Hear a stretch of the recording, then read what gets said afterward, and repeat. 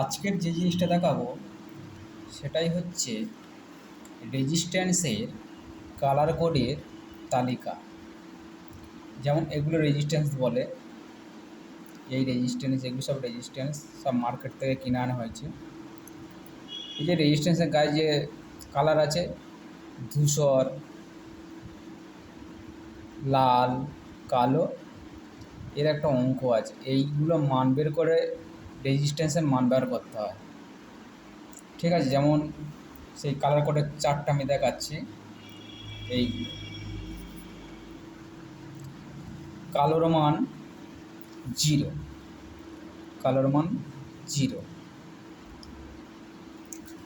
বাদামির মান 1, এই বাদামির মান 1, লালের মান 2, লালের মান, কমলার মান 3, হলুদের মান 4,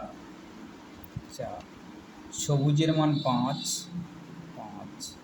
নীলের মান 6, বেগুনির মান 7, ধূসরের মান 8, হোয়াইট মানে সাদা, সাদার মান 9। এদিকে আছে নো কালার 20%, তার মধ্যে রূপালিও দেখতে হবে 10%, আর সোনালি আছে 5%। যেমন এখানে দেখাচ্ছে এই যে সোনালি, এই রেজিস্ট্যান্সের কাছে আছে সোনালি মানে গোল্ডেন কালার, এটা হচ্ছে 5%। রূপালিও আছে,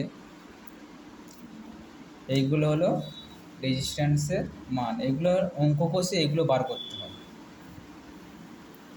এগুলো একটা অঙ্ক আছে, এটা পরে দেখানো হবে। এই মানগুলো আগে মুখস্থ করে নিতে হবে।